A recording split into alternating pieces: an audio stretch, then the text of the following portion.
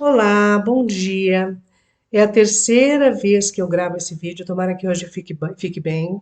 Eu ainda estou com um pouco de dificuldade de formular as frases, né? Então eu acabei fazendo um roteiro aqui para facilitar a minha vida, tá? Eu quero passar uma coisa que seja compreensiva para vocês. O meu nome é Vânia Afefegali, eu sou cientista religiosa, eu sou doutoranda em estudos culturais na Universidade do Minho, em Portugal. Eu estudo as religiões de matriz africana, principalmente o candomblé e a sua origem, e eu tenho um canal no YouTube que é Vânia Galiciano 5888 ou a Fefegari Coleção Caminhos, vocês chegam lá. Eu peço a vocês, você que está vendo esse vídeo, que deixe o seu like ou dislike, que compartilhe o vídeo, que convide pessoas que você conheça para assistir o vídeo, encaminhe e mande para os seus amigos, para os seus irmãos, para os seus parentes, né? Que queiram, que gostam dessa temática, para que possam debater junto com a gente essa questão, enfim, né? E também peço que se inscrevam no canal. Estou com um vídeo com mais de 900 visualizações e só tem 68 gostei, né? E 7 ou 8 mensagens, né? Porque você pode, na verdade, deixar lá o seu comentário, você pode comentar, e esse comentário é muito interessante, é muito importante também para crescer o canal, né? Eu tenho intenção de que esse canal se torne um canal que atinja milhares ou milhões de pessoas, tal, porque eu lido com temas um pouco mais sensíveis, talvez não diretamente, né, na religião em si, tem conexão com a religião, mas também muito mais voltada à questão do ser humano, porque eu discuto com pessoas, com neurocientistas, com psicólogos, psiquiatras, tal, né, de um grupo que eu faço parte. Então eu vou também para essa concepção que é o que eu chamo de que eu chamo não, é a inteligência espiritual, né? Uma inteligência que foi descoberta e que foi desenvolvida, né, como estudo científico há alguns anos, por um casal, né, de nome, a pessoa, o nome, a referência é Zohar. Então, eu trabalho com isso, eu lido com pessoas, eu atendo pessoas, né, até no contexto particular, trabalhando a inteligência espiritual. Tá? Não é conselho religioso, nada, porque inteligência espiritual não tem conexão com religião, com fé ou crença. Ela é algo de dentro para fora, é o teu subjetivo, é a sua verdade, né? Aquela verdade que nem sempre a gente pode, que a gente não pode impor ao outro, mas que nós podemos trabalhar ela conosco mesmo, para que nós nos tornamos seres humanos, porque existe a espécie humana, mas seres humanos não existem tantos, tá? Então é importante nós nos tornarmos seres humanos, de descobrir qual a nossa função aqui, o que nós viemos fazer aqui, tá? Eu vou falar um pouco mais sobre essa questão de função e missão, obrigação, enfim, daqui a um pouquinho, tá? Agora eu vou entrar na temática, mas antes de qualquer coisa, eu quero dizer a vocês, o calor chegou, tá quente demais, né? Nós estamos com dificuldades aí de caminhar, porque o sol aqui em Curitiba tá fervendo, tal, né? E eu preciso caminhar porque é uma das atividades que eu estou conseguindo fazer fora de casa. Mas, né? Bebam bastante água, gente, porque a água é vida, é saúde, é vida.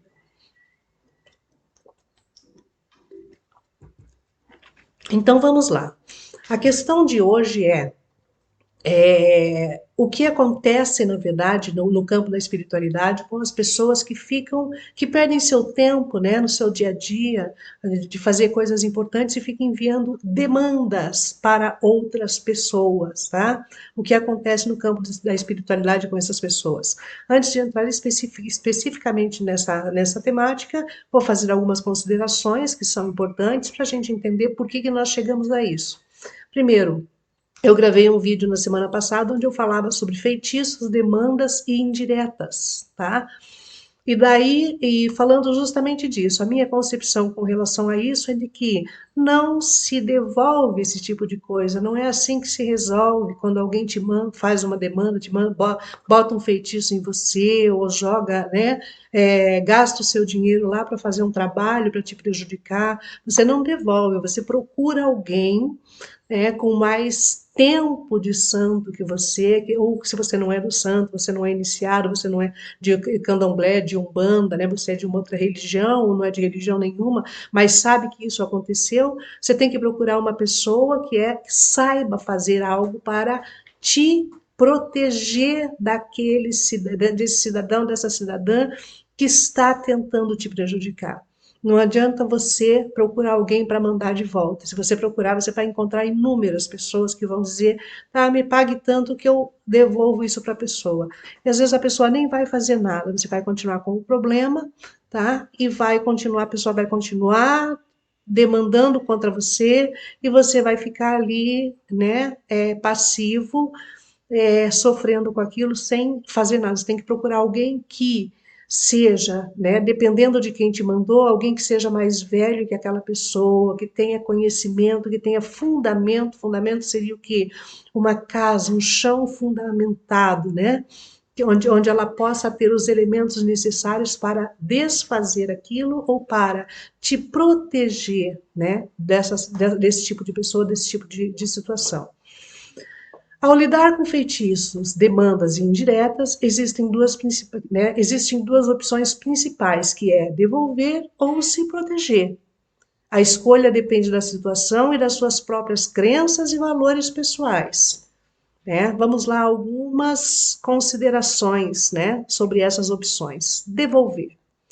Devolver um feitiço significa enviar energia negativa de volta para a pessoa que o enviou. Isso pode ser feito através de rituais, orações ou visualizações. Antes de devolver um feitiço, é importante considerar a lei do retorno. Veja bem, a lei do retorno, tá? A semeadura é livre, porém a colheita é obrigatória. Então, cuidado com o que você planta, né? Então, é importante considerar a lei do retorno, que estabelece que o que você enviar para o universo retornará para você. Portanto, é importante ter cuidado e ética ao devolver um feitiço. Pode ser útil buscar a ajuda de um profissional experiente, tá vendo que eu acabei de falar, né? Em magia ou espiritualidade, como um bruxo, né? Um Ialorixá, uma Ialorixá, um Babalorixá, que seria uma mãe de santo, um pai de santo, né? Para orientação e assistência adequada nesse processo. Questão 2, se proteger. Buscar proteção envolve fortalecer a sua energia e campo de proteção pessoal para se defender contra influências negativas. Existem várias práticas que podem ajudar na autodefesa energética, como visualizações de escudos protetores, uso de amuletos ou talismã de proteção, banhos de erva e práticas de meditação, né? Isso tudo orientado por alguém que saiba o que está fazendo e que tenha bom senso, né? Porque se você chegar numa determinada pessoa e disser para ela assim, ó, tá aqui, tenho 20 mil reais, te dou esses 20 mil reais para você destruir aquela pessoa. Tem gente que vai fazer isso. Lembre-se da lei do retorno, tá? Porque quem está pedindo é você. Você é tão responsável quanto aquele que está fazendo. Além disso, cuidar bem de si mesmo, manter um estado de espírito positivo, rodear-se de pessoas positivas também pode ajudar e criar uma vibração de proteção ao seu redor, tá? Então, assim, onde você anda, com quem você anda, né? O que você tem feito? Mais abaixo eu vou falar um pouquinho sobre a questão das indiretas, que na verdade é um soco no estômago de quem recebe, tá? Então, cuidado com isso também. A sua postura, o seu comportamento, a sua maneira de lidar com as pessoas influencia muito, né, nessa questão de você se expor. A exposição, nós temos que pensar hoje, por exemplo, nós nos expomos bastante nas redes sociais. Eu sou uma pessoa que me exponho bastante. Eu digo que eu sou Yalorixá, mãe de santo, eu digo que eu sou de candomblé, eu digo que eu tenho 21 anos de iniciação, eu digo que eu sou de taorixá, eu falo da minha depressão, né? Porque eu acredito que, enquanto eu estou expondo essas questões, falando sobre essas questões, essas dores, eu estou vindo na contramão da maioria que faz o quê? Está sempre postando belo, bonito, lindo, sua felicidade, a alegria, a reunião de família, tal. Não. Eu moro sozinha, longe da minha família. Eu tenho os dias, sou canceriana. Canceriano tem por natureza, alguns dias melancólicos, então eu tenho melancolia sim. Desenvolvi uma depressão em 2016, eu tenho, né? Existem gatilhos que fazem com que eu tenha crises depressivas. Eu falo abertamente, por quê? Porque eu quero que as pessoas percebam que não é só a vida não é uma festa, a vida é uma realidade. Nós não viemos aqui no mundo para participar de uma rave. Nós viemos aqui para participar, para fazer um processo, uma caminhada de vida. E essa caminhada tem de tudo. Nessa estrada tem flores, tem espinhos, tem pedras, tem objetos cortantes, tem de tudo, né? Tem fogo, tem água, tem tudo que nós precisamos e não precisamos, mas tudo está ali. E nós vamos passar por tudo isso, ok? Então é importante também pensar, fazer essa autoavaliação. Nesse caso, Vânia, você está falando, mãe, você está falando que eu sou responsável, eu sou culpado quando alguém me envia uma demanda? Não. Você pode ser a pior pessoa do mundo. Ninguém tem o direito de fazer isso. Ninguém deve fazer isso, tá? Ninguém tem que fazer isso. Se você pode ter um comportamento que me incomoda muito, o que que eu tenho que fazer? A minha parte, que é o quê? Aquilo mesmo que eu acabei de falar para você, né? Evitar estar perto de você, evitar, por exemplo, né? Se é que se me incomoda, eu tenho que evitar. Ou se é dentro do terreiro, eu vou conversar com a mãe de santo, dizer, mãe, olha, fulano tem esse comportamento, fulana age assim, tal, tal, e eu não estou feliz, não gosto disso, não me sinto bem, o que que eu faço? Né? Pode ser que a mãe chame para uma conversa, pode ser que a mãe diga, olha, meu filho, né? Já tentei, estou tentando ajudar, deixa que eu estou fazendo o que precisa ser feito, né? Então, assim, vai, cuida da sua vida em outro espaço, em outro lugar, fique longe, tal, evite, né? Ou seja caridoso, tenha caridade com o teu irmão ou com a tua irmã que ainda não entendeu como é que tem que se portar dentro do espaço do Ilê Axé, da casa de santo, tá? Normalmente, eu sempre ouvi isso, seja caridoso com teu irmão, seja caridosa com tua irmã, com teu irmão, tenha caridade, tá? Você não precisa agir ou reagir, você não é um ser reativo, você é um ser ativo. Faça o que você veio aqui, faça o que você veio aqui para fazer, né? Aquilo que você veio aqui para fazer, cumpra as suas obrigações e, né, simplesmente o respeite, tá bom? Então, independentemente da opção escolhida, né, se é devolver ou se proteger, é importante lembrar que o autoconhecimento, olha aí, inteligência espiritual, né, o equilíbrio emocional e espiritual são fundamentais para lidar com essas situações.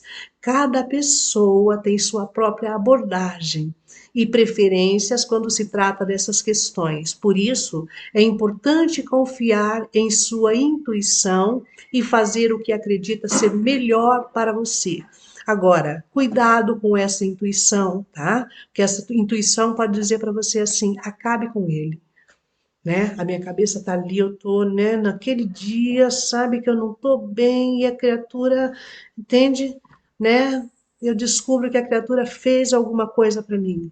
Pronto. A minha intuição diz: arrebente ele. Nesse arrebente ele, né, você pode fazer com que, por exemplo, quando ele estiver voltando para casa ou indo para o Ilê Axé, enfim, ou fazendo qualquer coisa, ele se envolva num acidente, entende? E ele fique comprometido para o resto da vida. Ele ficou comprometido, mas de repente ele matou um pai de família, uma mãe de família, matou uma criança, né, um animalzinho de estimação, matou alguém da família dele que estava com ele no carro. Então, muito cuidado com o que você deseja para o outro, tá certo? Ou para outra, tá?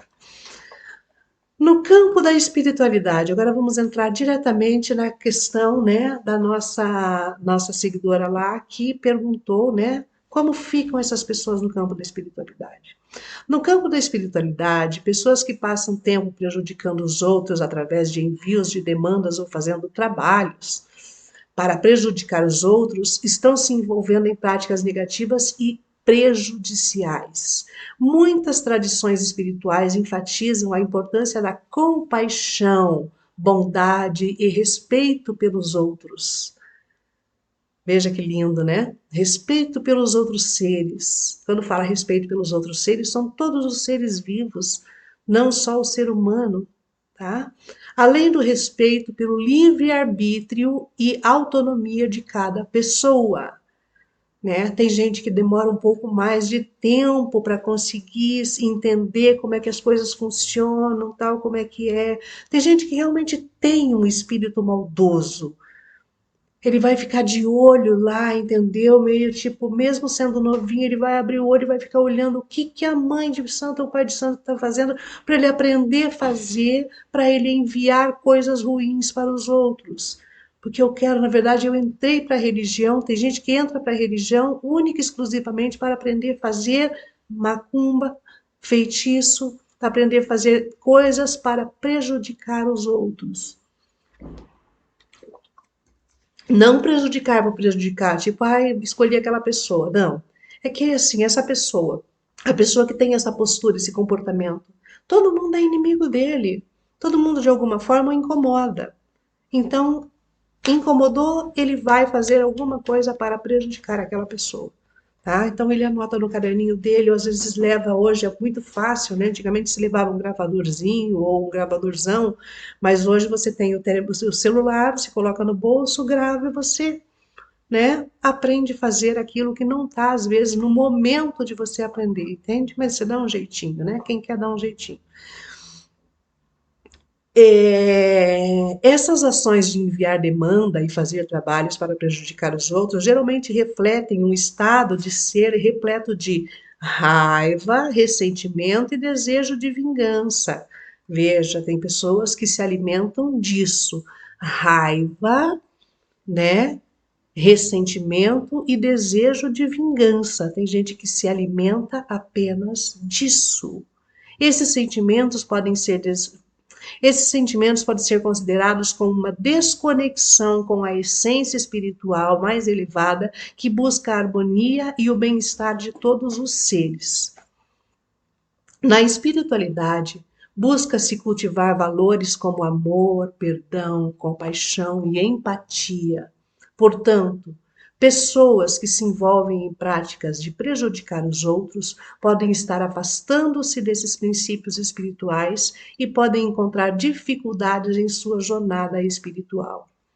É importante pensar que cada tradição espiritual tem suas próprias crenças e ensinamentos, isso é importante, e as interpretações podem variar. No entanto, a maioria das tradições enfatiza a importância de um comportamento compassivo e positivo em relação aos outros. Se alguém está atualmente praticando essas ações negativas, é aconselhável buscar orientação e o apoio para compreender melhor as consequências de suas ações e trabalhar na transformação de suas emoções e intenções para encontrar um caminho mais saudável e espiritualmente significativo. Vou repetir. Se alguém está atualmente praticando essas ações negativas, é aconselhável buscar orientação e apoio para compreender melhor as consequências de suas ações e trabalhar na transformação de suas emoções e intenções para encontrar um caminho mais saudável e espiritualmente significativo. Buscar aconselhamento, né? Buscar orientação e apoio de quem? Se nós estamos falando de Umbanda e Candomblé, da tua mãe de santo, do seu pai de santo, do seu pai pequeno, da sua mãe pequena, do seu mais velho, do seu Egbon, aquele que é mais velho que você. Porque ele pode não saber o que te dizer, tá? Mas ele pode até dizer alguma coisa que você discorda. Mas aí a responsabilidade é dele. Digamos que o mais velho diga para você assim, olha, né, filho, eu sei fazer uma coisa lá, vou te ensinar, vou te dar uma dica aqui, você faz isso, e acabou. Entende? E isso causa um transtorno, um problema para aquela pessoa, e você aprendeu isso com o mais velho seu. Porque você foi perguntar. Porque esse mais velho seu, na verdade, tem menos juízo do que você, mas tem mais tempo de esteira, tem mais tempo de iniciado. Nesse contexto aqui, eu estou falando sobre respeito ao tempo de iniciação, né, de cada pessoa, tá bom? Então, sobre indiretas, tá? Mas não, antes de falar sobre indiretas, quero falar sobre uma coisa específica, né? Agora, com relação à questão do campo da espiritualidade, tá? Vamos pensar, filha, você que me perguntou, vamos pensar o seguinte, que existe o campo da espiritualidade, tá? Onde estão os seres de luz, e existe o campo espiritual onde o homem manipula, o ser humano pode manipular. Então essas pessoas chegam até aqui. A consciência espiritual, a consciência intelectual, a consciência moral dessas pessoas, tá? Não vai para o campo espiritual, da espiritualidade. Vai ficar no campo espiritual manipulável, tá? Que é onde acontece, na verdade, a manipulação de elementos que faz com que pode prejudicar ou ajudar, né? Melhorar ou piorar a vida de uma pessoa. Trazer descanso e alívio ou trazer desgraça para a vida de uma pessoa.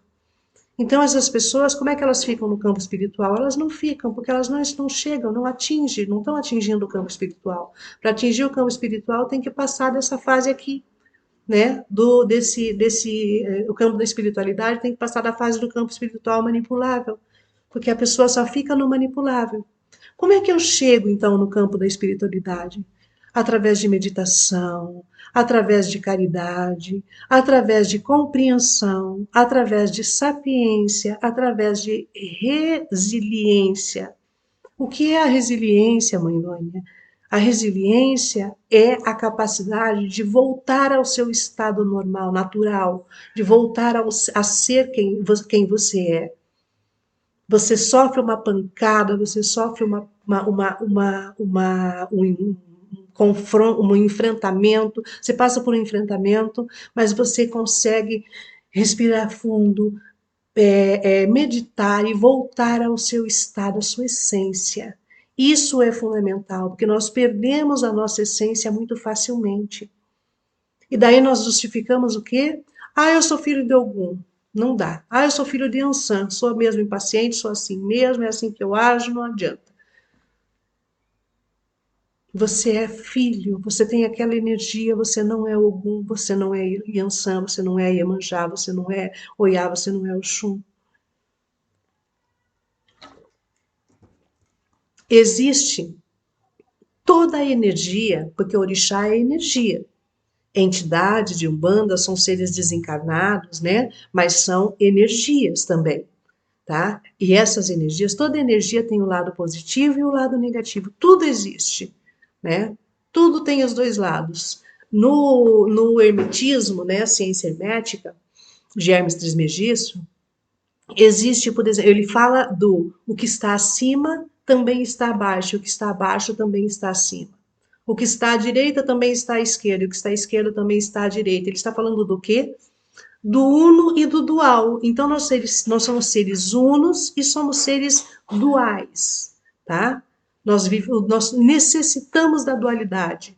Nós não vivemos sem a dualidade. Ah, Vânia, não, eu sou exclusivo, sou uno o tempo todo, né? Tô sempre. Não, não é. Você se apaixona, você casa, você se relaciona com amigos, você tem que se relacionar obrigatoriamente com seu professor, com sua mãe, seu pai, com seu pai de santo, sua mãe de santo, com seus irmãos, entende? Você precisa dessa interação, você precisa dessa complementação, né? Não é porque você é incompleto, mas é porque você, dentro do contexto da vida em sociedade ou em comunidade, você tem que viver a dualidade. Você vai ser o ser dual, aquele ser que se comunica, que é representado também através daquelas diferentes pessoas que compõem aquele espaço, aquela egrégora onde você comunga, onde você frequenta, onde você está no seu dia a dia, tá? Você é uno quando você está consigo mesmo. Eu sou uno quando eu estou meditando, quando eu me retiro de todo mundo, de todas as pessoas, vou para um lugar onde eu fico sozinha, só eu e a natureza, e eu estou em comunicação, em comunhão comigo mesmo. Aí eu sou uno.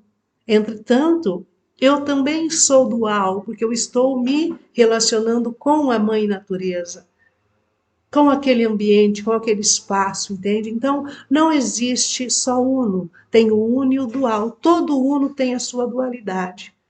E toda a dualidade, para compor a dualidade é necessário o uno. E para existir o uno é necessário a ter como base a dualidade, o dual, tá? Então, o contexto é esse, tá? Universo espiritual, tá? Campo da espiritualidade e universo espiritual manipulável, tá certo? Isso que diferencia as pessoas que ficam enviando demandas e que não alcançam isso aqui, porque ela está sempre aqui manipulando, né? É muito fácil, por exemplo, ter essa concepção de manipulação.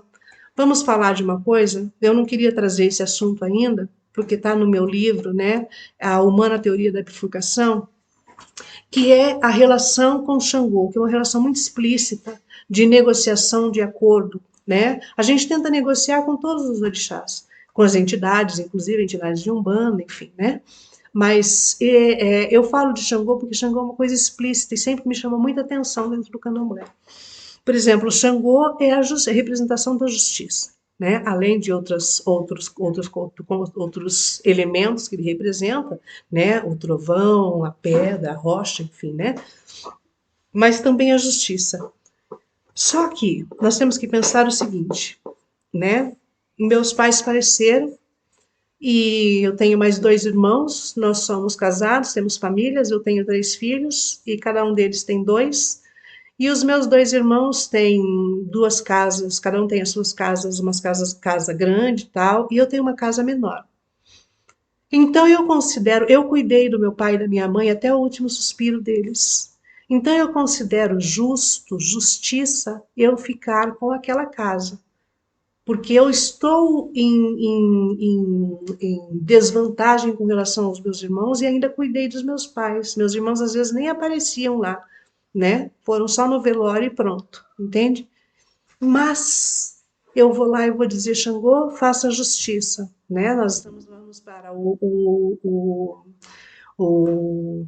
tribunal agora resolver isso e eu te peço justiça. O que é justiça no campo, no mundo do espiritual? Justiça é todo mundo ter os mesmos direitos.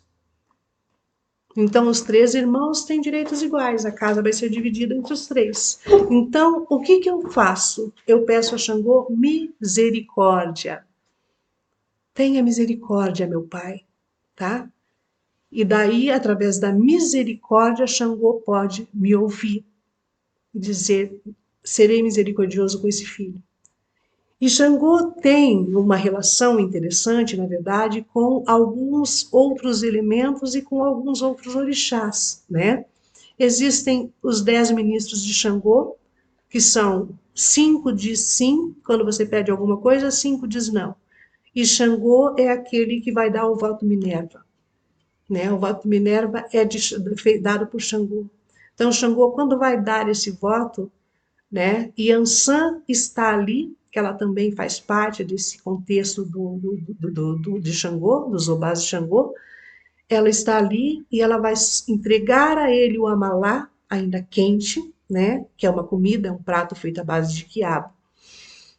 Vai entregar esse prato a Xangô e vai soprar no ouvido dele a quem ele deve dar a vitória, tá? Se é você, normalmente é positiva e é favorável àquele que é o filho de santo, que é a pessoa que está ali pedindo, tá?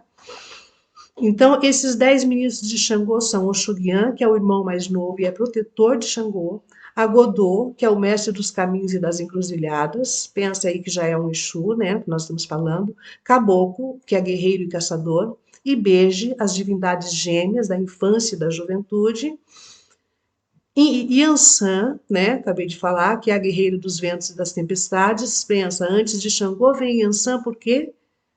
Que Yansan é o raio.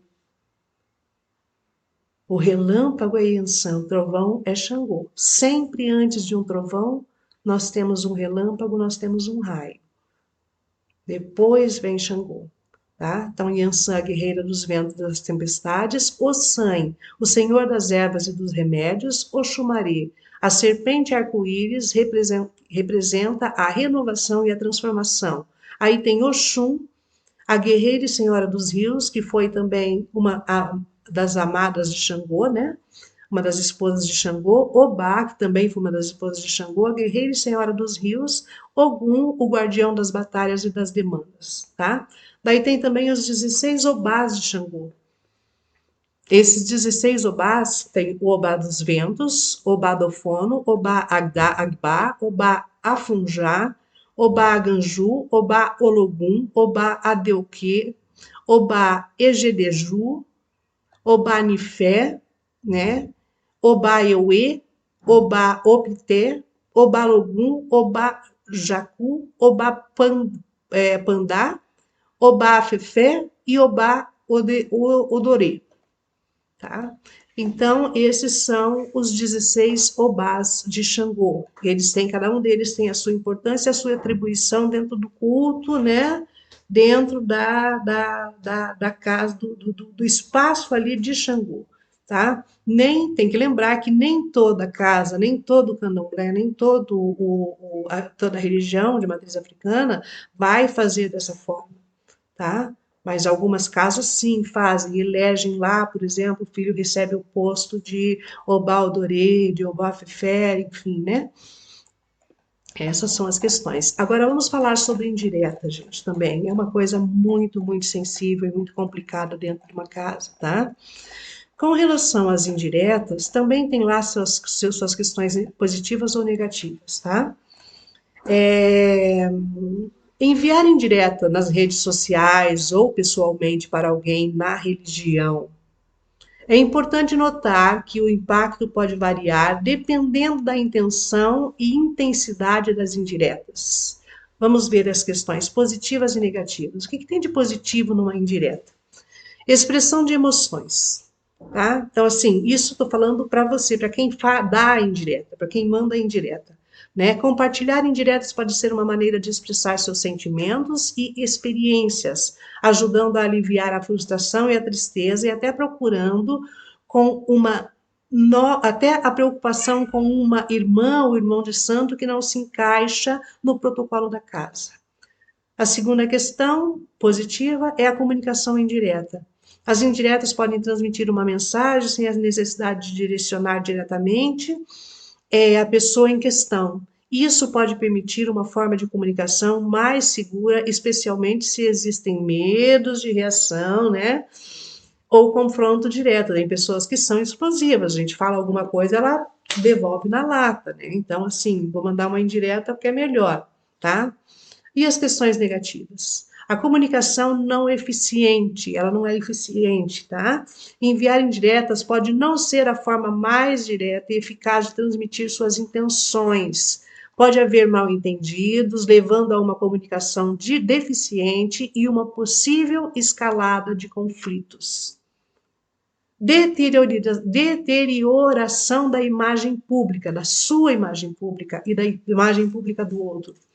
Constantemente compartilhar ou dar indiretas pode afetar a percepção que os outros têm a seu respeito, Pode ser interpretado como comportamento imaturo, passivo-agressivo, ou até mesmo como uma busca por atenção negativa, o que pode prejudicar suas relações sociais dentro do Ilhaxé, dentro da casa de santo.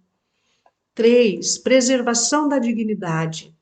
Pode ser percebido como uma forma de exposição, tá? Da insegurança emocional, fazendo com que você pareça vulnerável ou desesperado, ou você acha que você é o dono da verdade, e aquela pessoa tem que seguir aquilo que você acha que é certo, ou que é certo, que você é uma pessoa talvez que siga as regras direitinho e você quer que o outro faça também. Isso pode prejudicar a sua autoestima e a maneira como as outras pessoas te enxergam. O 4 é potencial de efetivo reverso.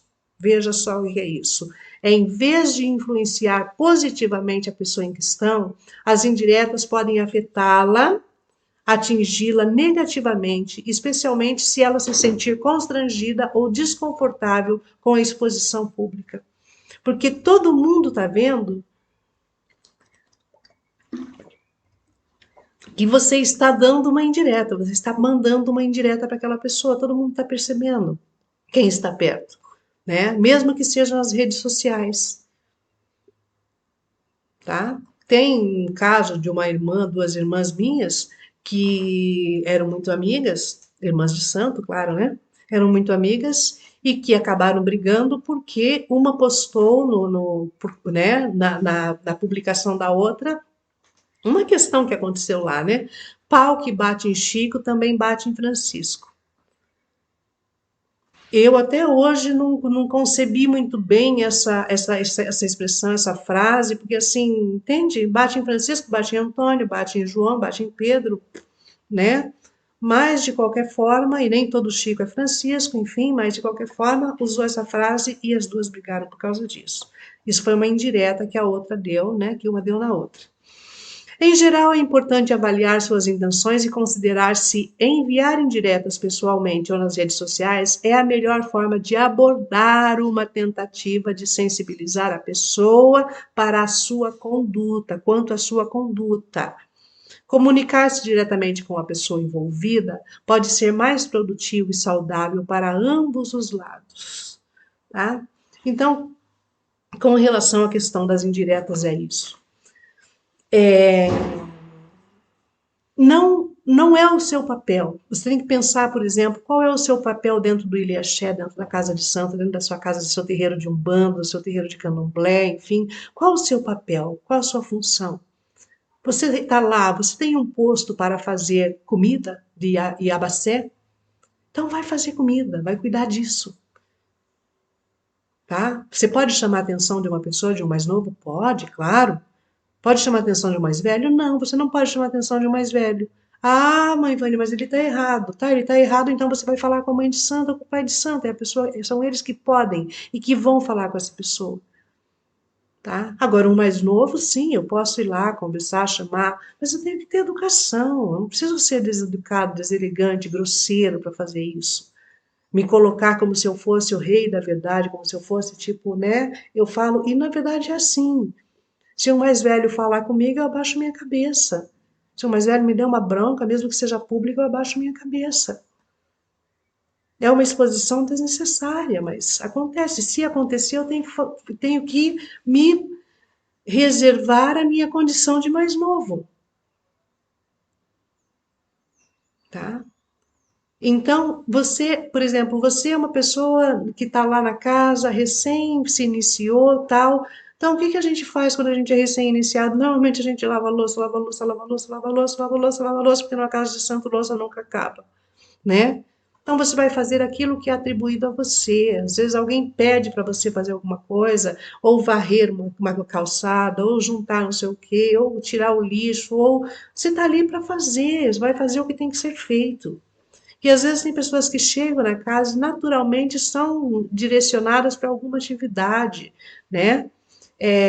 Então elas vão para casa para fazer aquilo, tá? Se você é Yamorô, você tem responsabilidade com o padeiro, você vai cuidar disso. Quem tem que estar, por exemplo, cuidando do comportamento, de como as pessoas dentro da casa, como é que são as relações interpessoais dentro da casa, é a mãe de santo ou o pai de santo. Essa é a pessoa que vai ter que ver, por exemplo, desde o seu primeiro, seu rombono, seu filho mais velho, né, até o seu filho mais novo, até o Abian, aquele que nem se iniciou ainda. Essa é a pessoa que pode falar com todo mundo, que pode chamar todo mundo, que pode sentar com todo mundo, tá? E também precisa ter educação, ter elegância para falar com as pessoas, tá? Então, eu espero ter respondido as questões para vocês, eu espero ter sido clara, né? E peço a todas e todos que foram até o final desse vídeo, ficou um vídeo longo, né, mas que foram até o final, que se gostou do vídeo, indique a uma outra pessoa para que ela entre também no site, que ela se inscreva no site, que ela veja, assista ao vídeo, que ela dê o seu like, tá? E não se esqueça, se você ver o vídeo, mesmo que você não veja inteiro, né? Dê o seu like, deixe a sua contribuição ali com like, com um comentário, com perguntas, com questionamentos, tá bom? Que isso é importante, senão o canal não cresce. Eu nunca vou sair, por exemplo, dessa zona de ali de, né, menos de 100 seguidores, tal, entende? Né? E eu tenho um vídeo que tem mais de 1.500 visualizações, né? E tem o outro que está com quase chegando a 1.000 visualizações, entende?